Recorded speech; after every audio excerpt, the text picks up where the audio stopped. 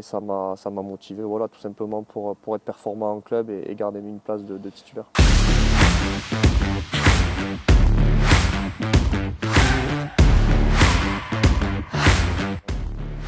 J'ai une anecdote qui me vient. Les premières discussions que l'on a eues sur une proposition de devenir ambassadeur de l'entreprise, c'était juste avant ou même pendant la Coupe du Monde au Japon. Ouais, Et cette phrase qui nous a marqué, c'était le fait de ne pas se sentir aujourd'hui légitime de devenir ambassadeur d'une entreprise tant que tu ne te sentais pas légitime en club et en équipe de France. Tu as parcouru du chemin depuis le Japon, preuve année les matchs sur cette Coupe du Monde, le nouveau statut que tu as.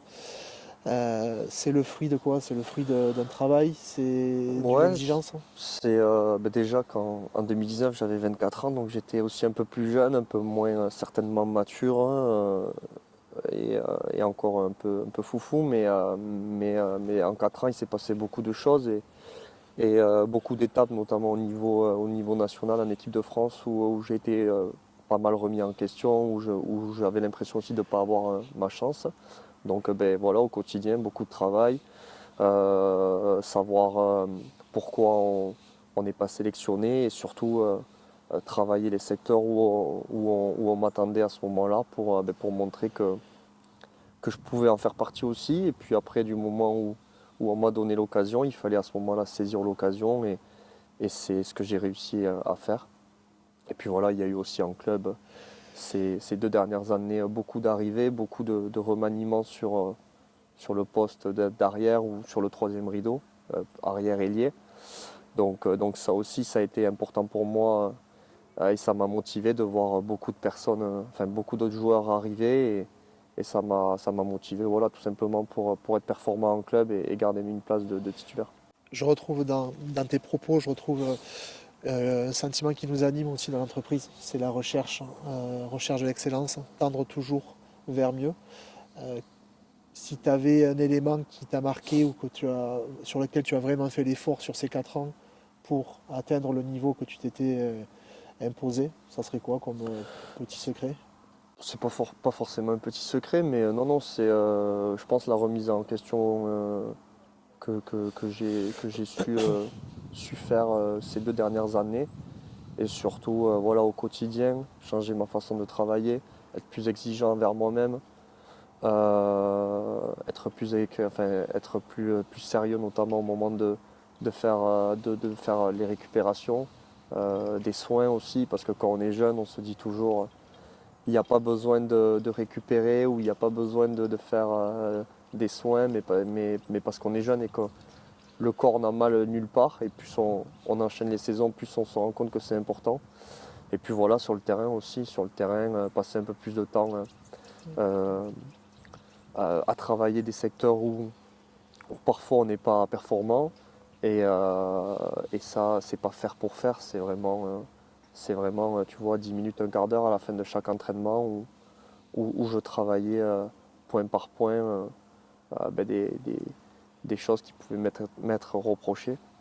Et voilà, même encore, tu vois, c'est des choses que je fais encore, mais c'est sûr que mentalement, et je pense aussi avec la maturité, ces 2 dernières saisons, j'ai l'impression d'avoir changé ma façon de travailler, de fonctionner, et je me sens vachement mieux dans mon corps et dans ma tête aussi. Tu n'es pas sans savoir que tu es un exemple, notamment pour le club de rugby de Mazamet, où tu as été en partie formé. Si tu avais un conseil à donner à tous les jeunes qui te regardent, qui rêvent de devenir rugbyman professionnel, quel serait ce conseil?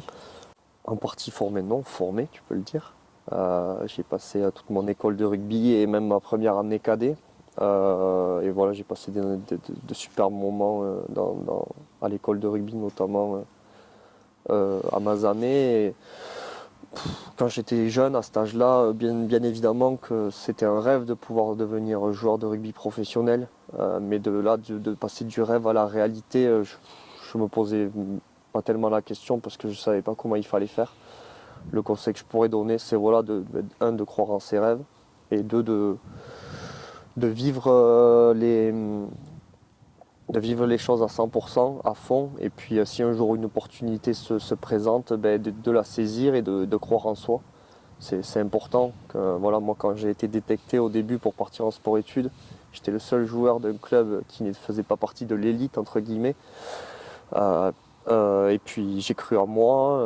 Il y a eu des moments difficiles où je voulais arrêter, mais voilà, j'ai jamais lâché. Et puis aujourd'hui, j'en suis là. Donc voilà, certainement que parmi les jeunes de l'école de rugby de Mazamet, il y en aura peut-être un ou deux qui sortira, mais ce jeune-là, en tout cas, il faut qu'il croie en soi et puis surtout qu'il n'oublie jamais que le rugby, c'est que du plaisir et qu'on a énormément de chance et qu'on est des privilégiés dans ce qu'on fait au quotidien. On a parlé de travail, on a parlé de formation. Comment aujourd'hui est entouré un joueur de rugby professionnel? Alors, c'est pas forcément seulement rugby, mais sportif professionnel. Est-ce que tu as des conseillers au niveau mental? Est-ce que c'est beaucoup de travail également de soins? Comment tu l'entoures? Déjà au club, on a un staff quand même. Aujourd'hui, les staffs sont de plus en plus grands, avec de plus en plus de monde qui sont là pour s'occuper de nous. Donc on a quand même des détails à ne pas gérer. Et parfois, on arrive au club, on a juste à penser rugby. Donc ça, c'est vraiment important. Et puis oui, après, à côté, un joueur, il peut être demandeur de faire de la prépa mentale. On a aussi des agents. On est dans un milieu où enfin, on a un agent. Moi, personnellement, j'ai un agent et mon agent est devenu plus qu'un agent. C'est devenu un ami, un confident. Et c'est aussi important à des moments, à côté de la famille, d'avoir des personnes qui connaissent notre métier, notre sport et qui sont là aussi pour nous conseiller pour des choix de carrière. Un choix de carrière, c'est un choix de vie. Donc voilà, comme tu le sais, je partage ma vie avec Sophie et c'est aussi important dans ces moments-là de ne pas penser qu'à soi et de penser aussi à elle et à une vie de famille. Donc voilà, être vraiment bien conseillé dans ces moments-là, c'est vraiment important.